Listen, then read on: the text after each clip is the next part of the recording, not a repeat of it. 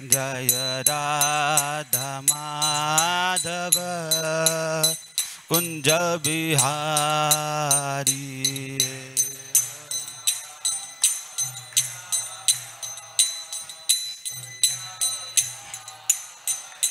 जय राधा माधव कुंज बिहारी।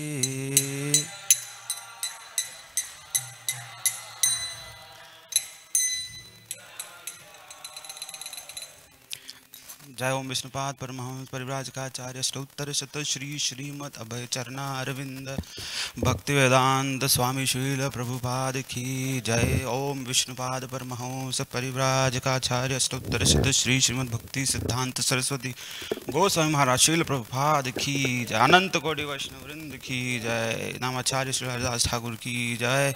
श्री कृष्ण चैतन्य प्रभु नित्यानंद श्री अद्वैत गदाधर श्रीवासदि गौर भक्त वृंद की जय। राधा कृष्ण गोप गोपीनाथ श्याम कुंड राधा कुंड गिरि गोवर्धन की जय। वृंदावन मथुरा धाम की जय। जगन्नाथपुरी धाम की जय। नवद्वीप मायापुर धाम की जय। न्यू द्वारका धाम की जय। Lotus feet of Rukmini Dwarkadhish की जय। श्री श्री जगन्नाथ बलदेव सुभद्रा महारानी की जय। श्री श्री गौर निताय की जय। जगत गुरु श्रील प्रभुपाद की जय। All glories to the assembled devotees, all glories to the assembled devotees, all glories to the assembled devotees, all glories, all glories, all glories to Shri Shri Guru and Shri Gauranga.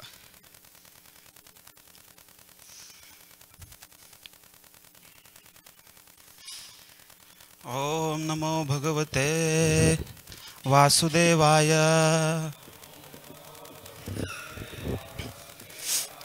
Om Namo Bhagavate Vasudevaya. Om Namo Bhagavate Vasudevaya.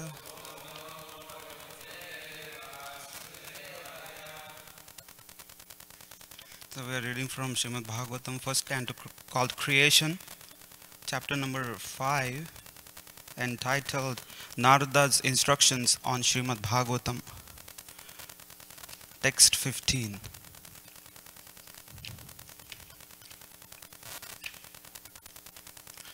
Please repeat. जुगुप्सितं धर्म कृते नुशासतः स्वभावरक्तस्य महान् व्यतिक्रमः यद्वाक्यतो धर्म इति तरः स्थितो न मन्यते तस्य निवारणं जनः। जुगुप्सितं धर्म कृते नुशासतः स्वभावरक्तस्य महान् व्यतिक्रमः यद्वाक्यतो धर्म इति तरः स्थितो न मन्यते तस्य निवारणं जनः। जुगुप्सितं धर्म कृते नुशासतः स्वभावरक्तस्य महान् व्यतिक्रमः यद्वाक्यतो धर्म इति तरः स्थितो न मन्यते तस्य निवारणं जनः। Please repeat. जुगुप्सितं धर्म शास्त्रतः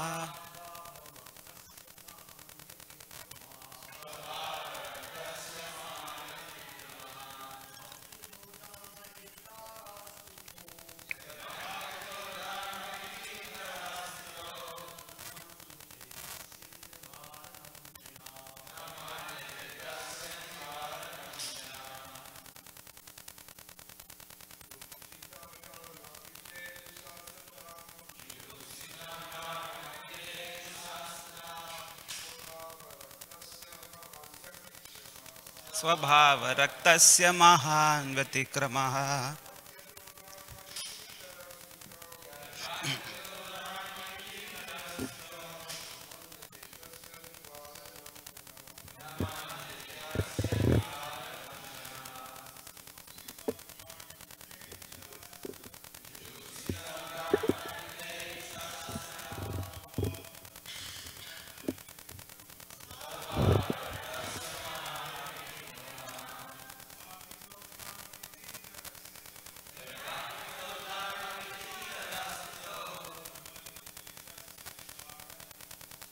न मन्यते तस्य निवारणं जनाः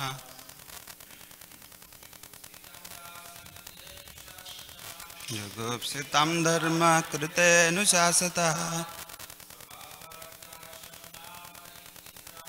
स्वभावरक्तस्य महान् व्यतिक्रमः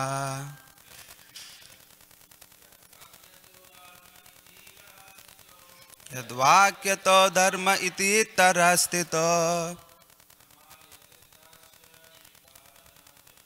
न मन्यते तस्य निवारणं जनाः माताजी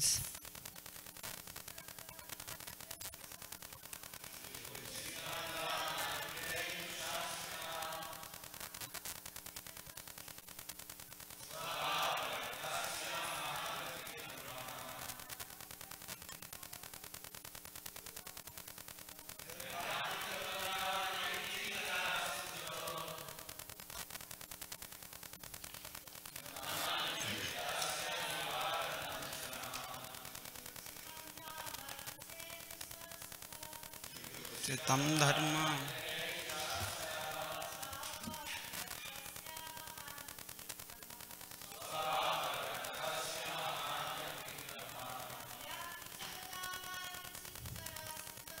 यद्वाक्यतं धर्म यद्वातीतरः स्थितो न मन्यते तस्य निवारणं जनाः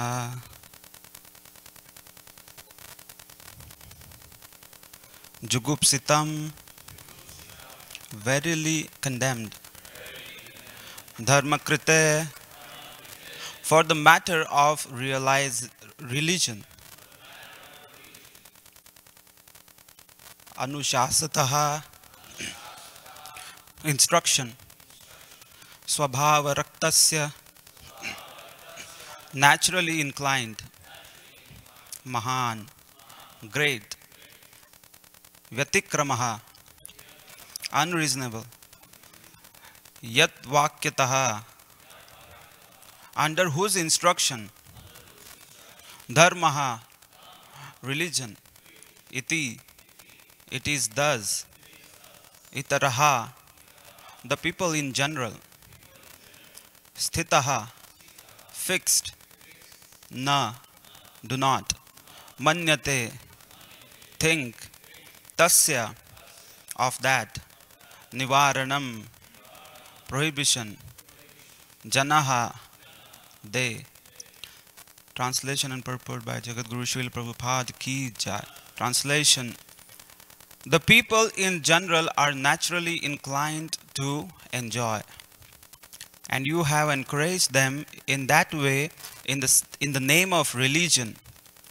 This is verily condemned and is quite unreasonable. Because they are guided under your instructions, they will accept such activities in the name of religion and will hardly care for prohibitions. Srila Prabhupada's purport. Srila Vyasadeva's compilation of different Vedic literatures on the basis of regulated performances of fruitive activities as depicted in the Mahabharata and other literature is condemned herewith by Srila Narada. The human beings, by long material association, life after life, have a natural inclination by practice to endeavor to lord it over material energy. They have no sense of the responsibility of human life. This human form of life is a chance to get out of the clutches of illusory matter.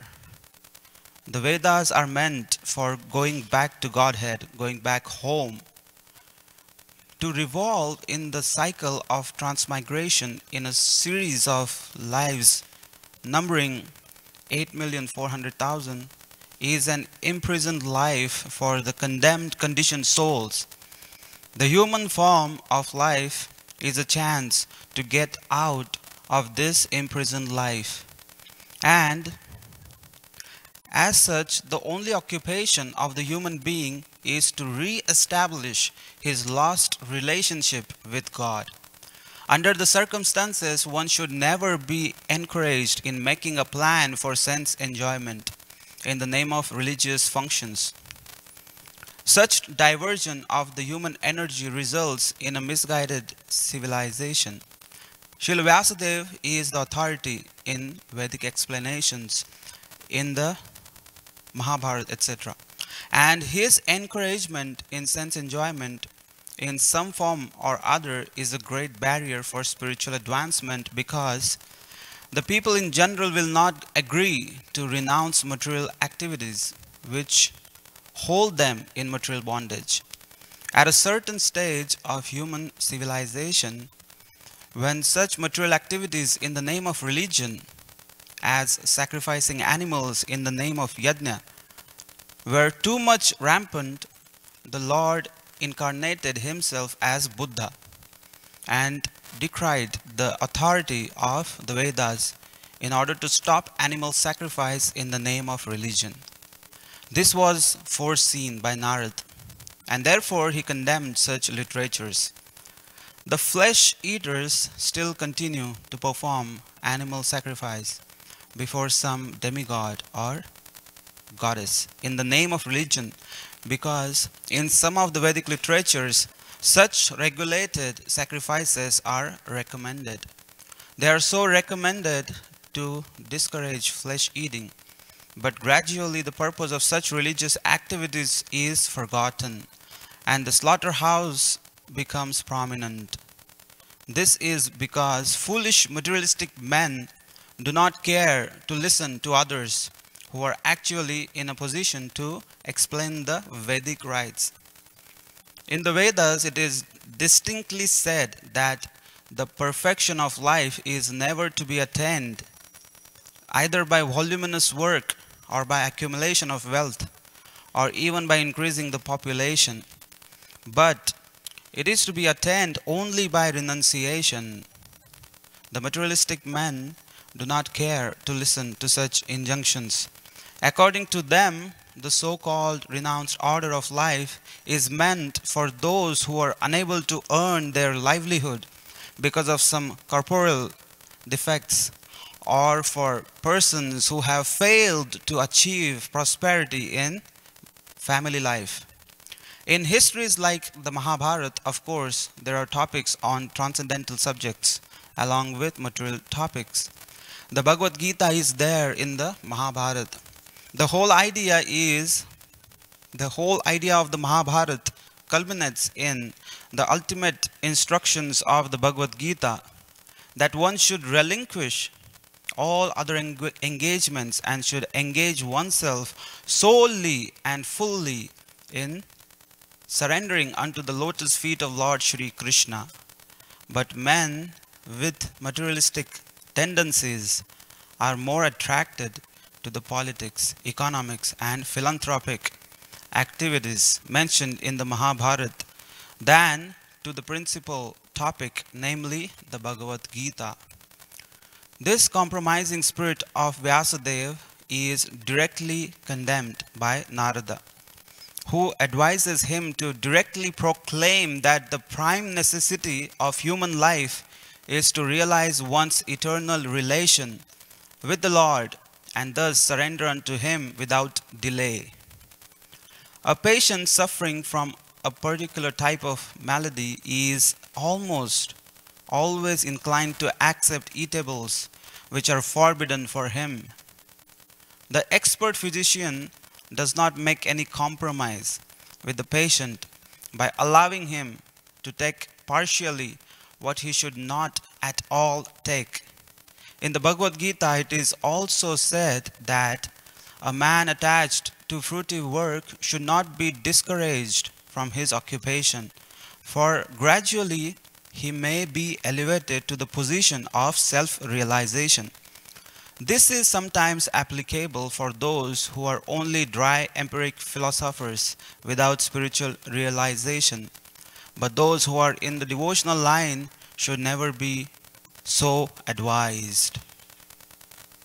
Om Adyan Timirandasya Jnananjana Shalakaya Chakshurunmilitam Yena Tasmai Shri Gurave Namaha Shri Chaitanya Manobhishtam Sthapitam Yena Bhutale Swayam Rupa Kadamaiham Dadati Swapadantikam Vande Aham Shri Guru Shri Uta Padakamalam Shri Gurun Vaishnavamscha Shri Rupam Sagrajatam Sahagana Raghunathanvitam Tam Sajivam Sadhvaitam Savadhutam Parijana Sahitam Krishna Chaitanya Devam Shri Radha Krishna Padan Sahagana Lalita Shri Vishakhanvitamscha Nama Om Vishnu Padaya Krishna Pristhaya Bhutale Shri Mate Bhakti Vedanta Swami Niti Namine Namaste Saraswati Deve Gauravani Pracharine Nirvishesha Shunyavadi Paschatya Deshatarine Jai Sri Krishna Chaitanya Prabhu Nityananda Sri Advaita Gadadhara Srivasadi Gaura Bhakta Vrinda Hare Krishna Krishna Krishna Hare Hare Hare Rama Rama Rama Hare Hare. It's a long purport, but very important and very difficult to understand. When I was reading yesterday, so it appears that Vyasadeva has done all the necessary tasks, and he has produced such huge amount of literature for all the humanity, for all the classes of men, for different varieties of people according to their inclinations. You know, it's like encyclopedia. Whatever question you have, according to your particular mentality, Vyasadeva has offered a solution for all the problems. So, you know, it appears that Vyasadeva must be very happy that, you know, he has done the greatest job. If you see, he has done the greatest job in the history. At his time, you see, he has done something no one has ever done, to compile the Vedas, which are coming directly from Krishna. You know, Krishna imparted the knowledge to Brahma, Brahma imparted to Narada, and Vyasadeva has arranged and compiled, and later he also wrote Mahabharata, which is such a huge literature. So ideally he should be very happy, but it is his, you know, his advanced personality that he can understand that something is lacking. But how can something, you know, lack when he has given all the knowledge that is coming from Supreme Personality of Godhead? Krishna only gave this knowledge to Brahma, and from Brahma Narada Muni got it, and Vyasadeva. So he has given the knowledge, but he is dissatisfied. And, you know, it is just like if you go to buy a motorcycle. You know, the motorcycle, you know, may have the latest model and different gears and different varieties of systems to be operated on. The motorcycle will come with a manual, or any machine, if you take it, comes with a manual. And if you do not make use of the manual properly, then it is guaranteed that somewhere in the future you will have to suffer. There may be an accident while riding the motorcycle, or there can be something, some situation you may land up which you do not know. So Vedas are like the manual, the guide for everyone, and Vyasadeva provided. And it was, these Vedas were actually born at the time of creation, when Brahma was performing austerities, and Krishna became pleased and he gave this knowledge. So if you see, they are written very specifically for every class of men. But now what is the problem? The problem, as Narad Muni has spotted, that Even though you have given different solutions to different people, you have given their prescribed duties for everyone. If somebody has too much of mode of ignorance, then you should perform these tasks. For you, these are the prescribed duties. If somebody is in the middle, he has some percentage of mode of passion, some percentage of mode of ignorance, then you will be considered a Vaishya. So you have these duties to be performed. If somebody is situated in the mode of goodness, then you are a Brahmana. So you perform these activities. According to your ashram, if you are brahmachari, these are your duties.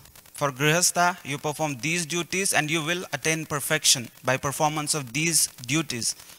If you are in between, if you are neither grihastha and you are trying to go towards sannyas, which is considered the highest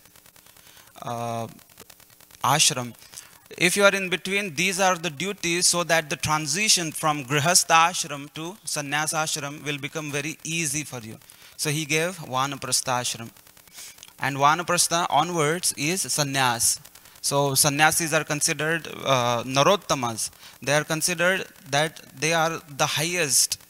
They have nothing to do, no activity, no material activity to be performed in this world. So sannyasis are considered the highest. So he has given the highest knowledge for everyone, that even if you are born as a Shudra, you may be, you have those qualities. You may have the inclinations, tendencies, too much of ignorance, too much of rajogun, too much of passion. You cannot control your senses because of too much of passion. Then you perform these prescribed duties that we have been discussing in the past. By performance of these duties, you will be elevated and the goal is to achieve perfection. And even after sannyasi, one is supposed to become paramahamsa, even in sannyas. And then you are beyond varnashram. Then you are considered that you have gone beyond varnashram. A Vaishnava is beyond varnashram. The laws, the rules, the prescribed duties of varnashram do not apply to Vaishnavas. So we see that is the goal. And in the Satya Yuga, there was no varnashram because everyone was beyond varnashram. In the 11th canto, Uddhav Gita, Krishna is explaining all the details to Uddhav, that in the Satya Yuga, there was no need of varnashram because everyone was situated as a Brahmana, full of sattva guna, full of mode of goodness. And then in the Treta Yuga, 25% of population got degraded. In Dwapar, more 25%. So the bull of Dharma has 4 legs. All the 4 were intact in Satya Yuga. In Treta, 1 leg was gone. In Dwapar, the 2nd leg was gone. And in Kali Yuga, 3 legs are gone, only 1 is there. So we see that everything is happening for the people of Kali Yuga because Vyasadeva, he has seen the degradation of the persons in general in Kali Yuga. They will be as good as animals. It is called Dvipad Pashu, 2-legged animals. They will walk on 2 legs but will perform the activities of 4 legs animal. So we see there is Madhvacharya, Srila Prabhupada quoted Madhvacharya in his classes saying that Madhvacharya told that there are 3 platforms. One platform is animals, the animal kingdom, where there are no rules, no regulations. You can behave as you want, as per your instinct. They don't wear any clothes. Have you seen dogs or pigs? They feel shy that, oh, I'm not wearing clothes. Do they hide themselves in the bush because I'm not wearing clothes? Never. They don't care. There is no system of marriage in the animal society, animal kingdom. You see, they always act according to the instinct. That's why there is no law of karma also on them. So, you will see that a tiger will die but will never eat veggies. The cow will die but will never eat flesh. Because that's how they are. That is the instinct driven personalities. Just like a father may have a son that is completely, crazy. Whatever money the father gives, the person goes and performs all kinds of nonsense. Then the father will think that, I will just abandon this person. I will just give him the minimum money, minimum pocket money, so that, he can live, but I will not trust this person. The same way it is said that Krishna has, or God has, ignored all the animal kingdom because they are not on the platform where they can understand any type of knowledge. So it's like they have been ignored, they have been neglected. So Krishna has left them alone. Live your life, and you have to go through the transmigration process. 8.4 million of species you have to go through. And when you go through all these varieties of bodies, naturally, there is something within you that, you will also be storing those experiences. And because we are ultimately souls, your subconscious mind will store different varieties of experiences, and you will be ultimately thoroughly frustrated. And, you will be transmigrated. You're transmigrating from lower species to the higher species, from the aquatics, plants, birds, and then finally, after going through so many bodies, 8.4 millions of species, there is that one person who is considered very fortunate, who has received the human form of life. That's very important to understand, that this human form of life is so rare, and it is so precious and so valuable that we should never even waste a second, because this human form of life is so precious. There is a story in this regard which I just remember. Srila Prabhupada, one time he was translating and writing the purports in his room, and there was Navayogendra Maharaj, he was serving. So when it became very late, Prabhupada said that you can go and you can sleep. So he went as per Prabhupada's instruction. And then he saw that there was still some noise coming from Srila Prabhupada's room. And he saw that it is 2 o'clock. And what is Prabhupada doing at this time? And then it was 2:30. And it was 3 o'clock. And then Navayogendra Maharaj was thinking, that time Navayogendra Brahmachari. So he was thinking that what is Prabhupada doing so late? He asked me to sleep, but he himself is up. So next day, he asked, Srila Prabhupada, you asked me to sleep yesterday, but you yourself, you were up all night practically writing books, and I could hear, the sound of pages and your pen, you're writing something. So Prabhupada said that this human form of life is so precious, so valuable, that I cannot waste a single moment. If you calculate all the value of your body, all the parts, the eyes, your nose, your, tongue, all these senses, they are completely so valuable, so precious, that you cannot even, make out a price for your body. Your body is so priceless. So Prabhupada said that time that I cannot waste a moment of human form of life. It is so precious. So we see human form is very, very important. So we see, when somebody gets the human body also comes with responsibility. That is very important to understand, that nothing is given in this world without responsibility. So right now I'm sitting here on Vyasasana, so I have a huge responsibility to speak according to what Srila Prabhupada has given us, because this is Vyasasana of Prabhupada. So everything, you're sitting down there, you're hearing, but your responsibility is to hear with complete attention so that you can understand what Srila Prabhupada is trying to talk to all of us. So every situation of life, every moment, we have a responsibility. Every moment. There is not a single moment that you are not having any responsibility in the human form of life. Human form of life means you are always duty bound. And the person who is not duty bound, the person who wants to let loose, I want to do whatever I want, he is considered as animal. Because that's what animals do. They have no duties. Sometimes Srila Prabhupada said that pigs and dogs, they have no rules. They sometimes indulge with their own mother or sister.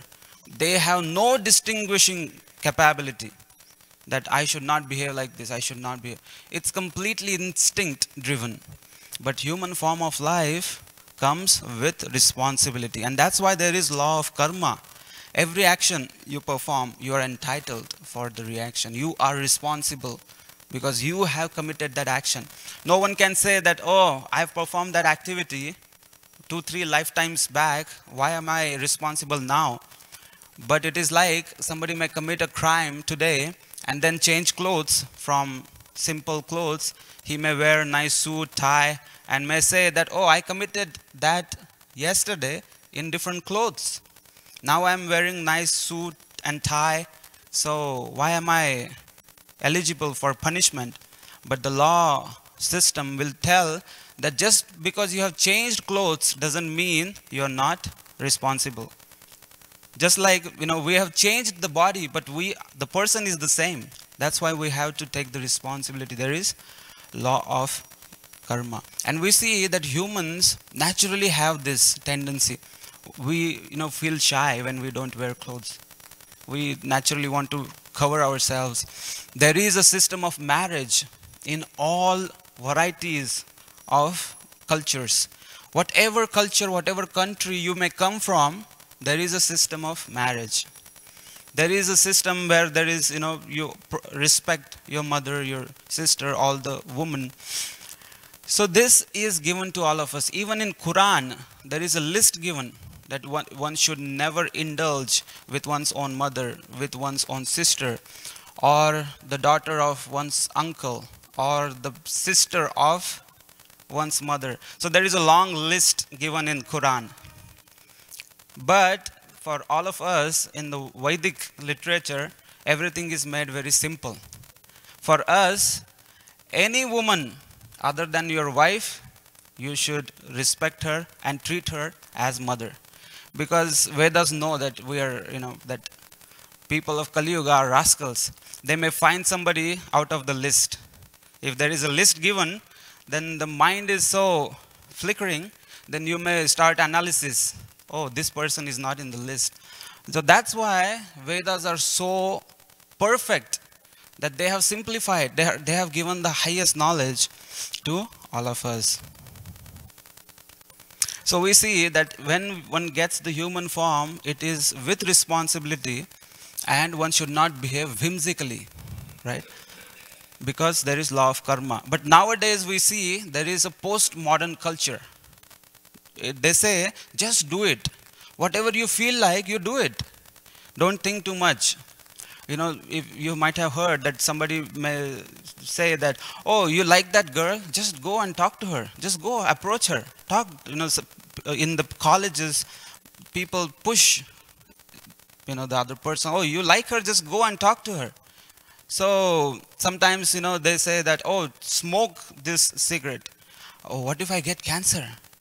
Don't think about the consequences. How will you enjoy? Don't think about too much. Otherwise, the enjoyment will go away. So people say, indulge in this, indulge in that. That is exactly like the animal tendency. Animals do exactly like that. They don't think. They just do it. And then what happens? They just suffer it. So that's why even if we behave like that, then the law of karma will work. Then we have to suffer. So we see Vedic knowledge, the Vedic tree that was created by Vyasadeva. He created a beautiful knowledge tree which has the branches of Karma Kand, Jnana Kand, Upasana Kand. The flowers are considered as the Dharma, Artha, Kama, Moksha. And there is unripened fruit, that is Upanishads and Vedanta Sutra. So what is the use of a tree which has only flowers and branches and leaves and unripened fruit? Where is the ripened fruit, the sweetness? So that is Srimad Bhagavatam. So Narad Muni, he condemned Vyasadeva that you have given all the varieties of sense gratification for different people according to their modes of material nature, but how about these rascals in the Kali Yuga? They will misinterpret everything. Because you have given one injunction that, oh, you want to eat meat, you have so much desire to eat meat, then on this day, on a dark moon night, if you worship goddess Kali, if you sacrifice the animal, then you can eat flesh only on that day.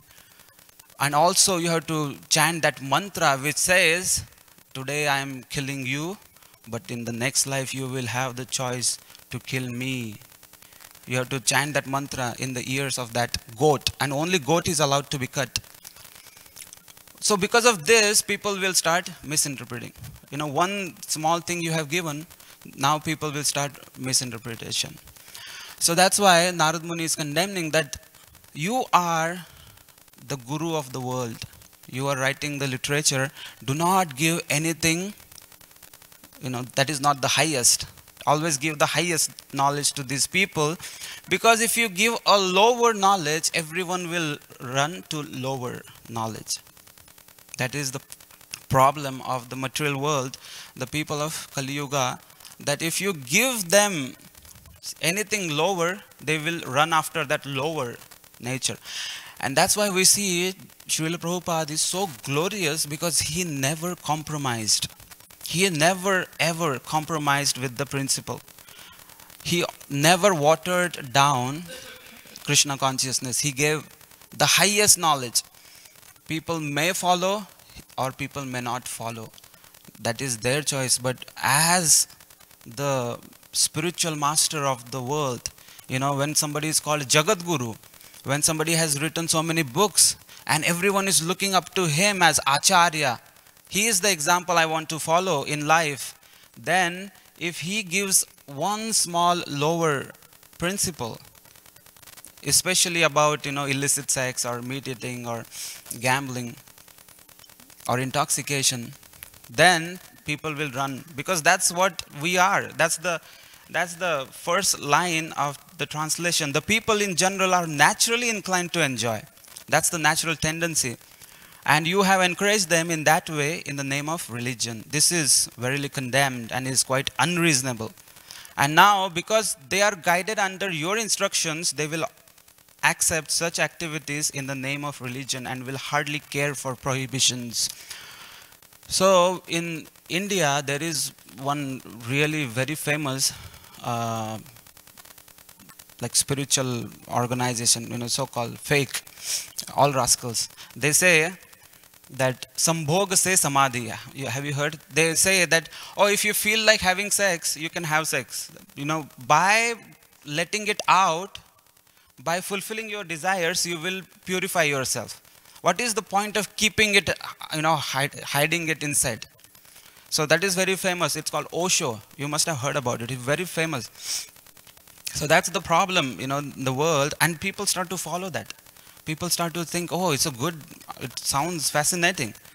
Because that's what people, we are having animalistic tendency. When somebody says, in the name of religion, when somebody commits such offense, then it's very serious, very condemnable. And there are so many people who join that ashram because it just sounds fascinating to them. So also there are some different varieties of groups where they smoke ganja. They smoke so much of marijuana and they say, oh, it's allowed. We are devotees of Lord Shiva. We can smoke. We can do as we want. But we see it's all condemned. Dharma projita kaitavaha. All the false religions have been kicked out from Bhagavatam.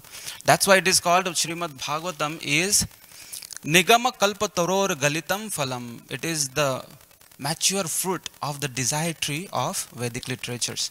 That's why it is so much amazing, so beautiful. And that's why we should never water it down. What we have been given by Srila Prabhupada is highest.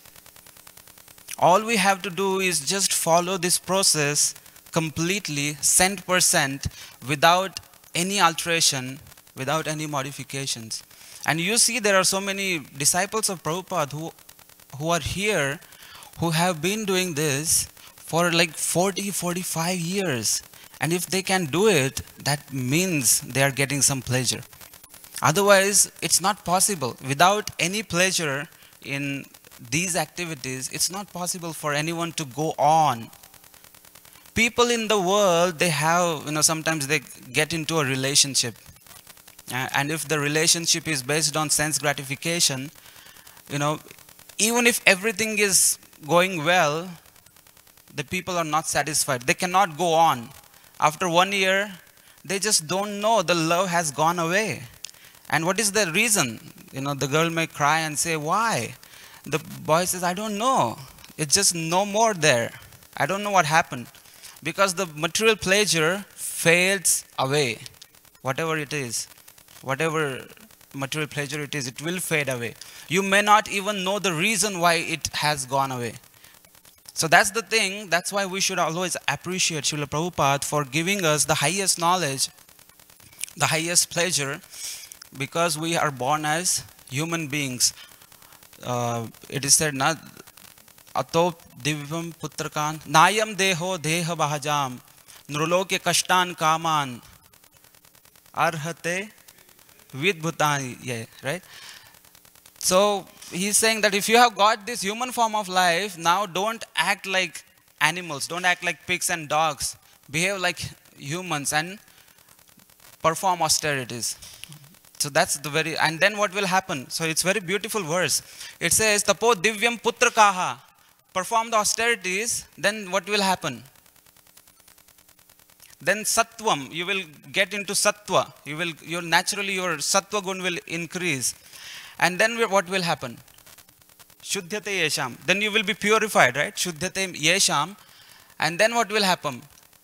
Yasmat Brahma Saukyam. You will get that Brahma Saukhya, the spiritual happiness. And how much is that spiritual happiness, you may ask? Anantam, unlimited. And for how long, my dear sir? For anantam, for unlimited amount of time. For eternity you will get it. So we must understand that Srila Prabhupada has never watered down the Krishna consciousness movement. And in the beginning we see that he had so many people approaching Srila Prabhupada saying, the 4 regulative principles are too much, Prabhupada. How can we follow all the 4 regulative principles? We are born in this Western culture where we are raised eating meat and we are raised doing all these activities. How can we give up them all of a sudden? But Srila Prabhupada said that if you want to get initiated, these are the principles. If you can, then we are welcome, otherwise no. And you see that Alfred Ford, Ambarish Prabhu, so when he got initiated, he thought that, oh, now I'm initiated, now I have spiritual master, I have to be very serious. Now I have given my body, my mind, I have to serve him completely. I have dedicated myself. So just like in the old days, disciples would not do anything without asking the spiritual master. So, after the initiation ceremony, he was feeling hungry. So he thought, oh, let me take permission of my spiritual master. He went to Srila Prabhupada. And he wanted to eat something in the restaurant, in the Govindas, in the ISKCON restaurant. So he went that, oh, I'm a disciple, I have to ask for permission. He went and asked Srila Prabhupada, Srila Prabhupada, with your permission, can I please go and take some prasad in a hotel? So when Prabhupada heard hotel, he said, no, now that you are initiated, we don't eat in hotels. So he said, oh, I meant our Govindas. Then Prabhupada said, okay, but Prabhupada he thought that some mundane, materialistic hotel that he wants to go, a restaurant. should I go in a restaurant? So Prabhupada said, no, now you have to be serious. So we see that even though Prabhupada could have done that, he could have watered down Krishna consciousness, and he would have so many excuses. Like, it is quite natural to understand that if you're dealing with Western audience who have never heard Krishna before, who have not even heard these principles, so Prabhupada had every excuse to do that, but he never did it. And still, you see, Krishna gave him everything in abundance. For me, it is close to impossible. How could Prabhupada do that? Like, how that, one person comes from India at the age of 70, and then he has so many temples, so many, disciples. So that's because of the great quality of this Paramhamsa Vaishnava, that he never ever compromised with the principles. Srila Prabhupada ki jai. Anybody has questions on this?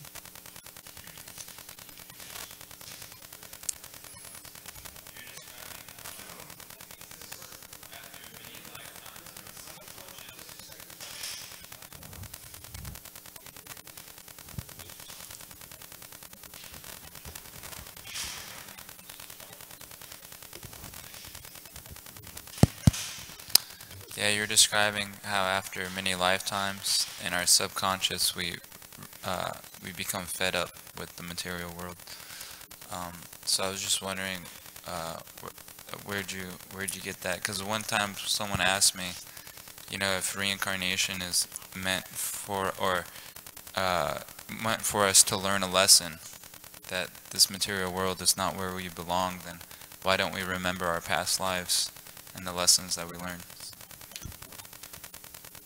Okay, it is in the conversations with Bhakti Swarup Damodar Maharaj, that why Krishna makes us go through all these different species of life. If there is no intelligence, then what's the point of a living entity going to the lower species of life? So that time Prabhupada's response was, there is the subtle body that the soul always travels with. We always travel with the subtle body. There is subtle mind, intelligence, and false ego. That is the subtle body. That's what we travel with in all the bodies, not just human. All the bodies we carry the subtle body. So that's why the subtle mind stores all the different experiences and the anxieties and troubles that we have gone through in the past lives. So ultimately, the idea is the person gets different varieties of enjoyments according to that body. For example, if somebody wants to swim all day, it's not possible in the human body. He wants to swim all day. So the nature says, okay, you want to swim all day, take the body of the fish. So then when he swims all day, then he understands it's no fun. What will you do? Just swim all day and there is nothing else. So, for the people who think that sex life is the goal, that's the ultimate. So the nature may say that, oh, take the body of a monkey, take the body of a pigeon, because they met so many times just in one day. So that body is fit for that particular. If somebody wants to sleep all day, they think that, oh, I never want to get up only. I want to sleep. So the nature gives you the body of a bear or polar bears. They sleep for 6 months. So that's how ultimately we are trying to satisfy our desires, and we also understand that it's useless, foolish desires.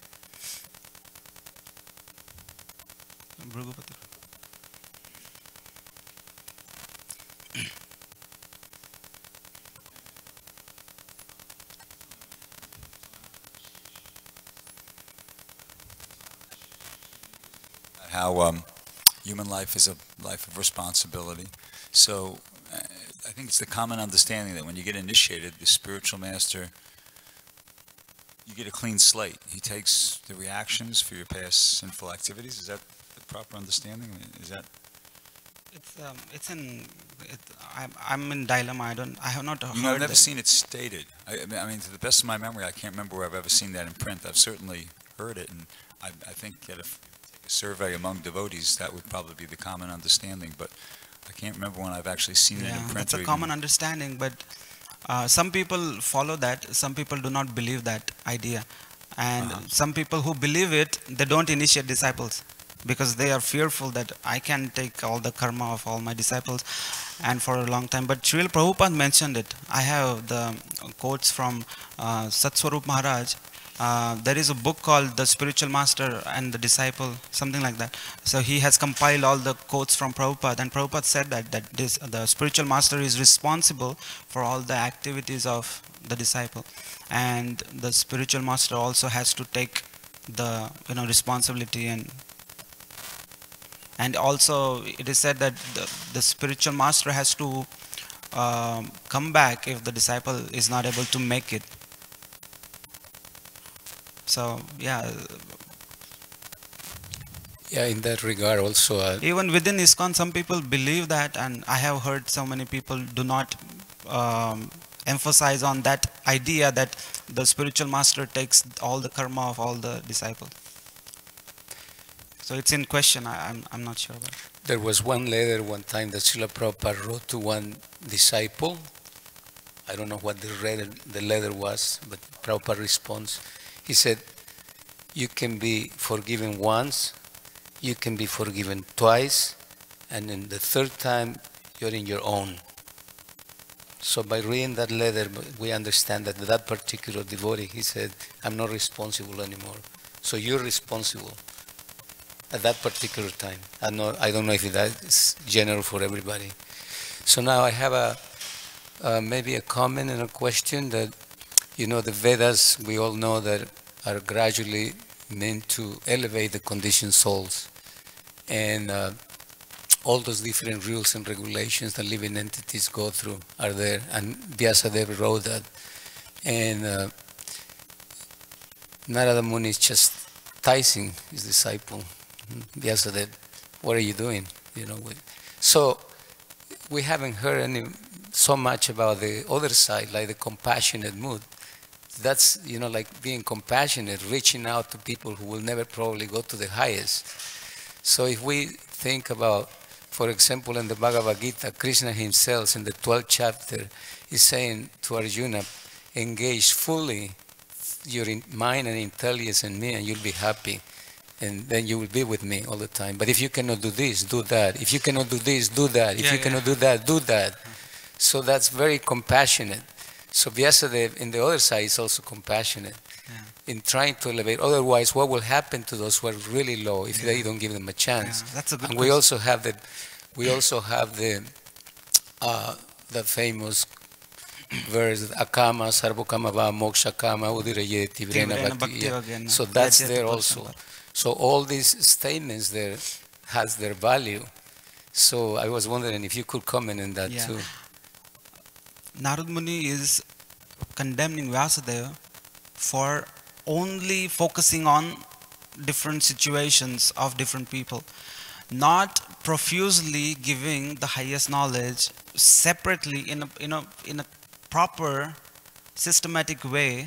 You have not given complete attention to it. That there has to be one scripture that somebody may say that I am only interested in pure devotional service of Krishna. Where is my book? So what will Vyasadeva give him? That's the point.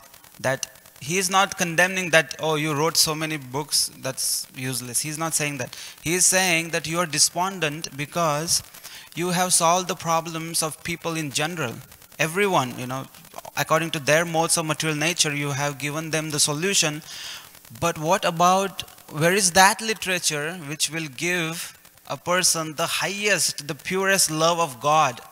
Where is that one dedicated, ripened fruit, the ultimate conclusion, the commentary on Vedanta Sutra? Where is that literature which will be loved by pure devotees, Mahabhagavatas? So that's why he is saying that you are still despondent because you have to produce that ultimate, the highest, samam bonam knowledge. So that's why he is saying that. But what you are saying is right. That's why Krishna also says that if you can do, then you do this. Krishna says to Arjuna, if if you cannot perform these activities, then you do this. Mat karma paramo bhava. Abhyasepi api asamarthosi mat karma paramo bhava. So Krishna gives all the solutions, and Vyasadeva has done that the same. But where is that highest knowledge, the samam bonam? So that's why he came up with that. Srimad Bhagavatam ki jai.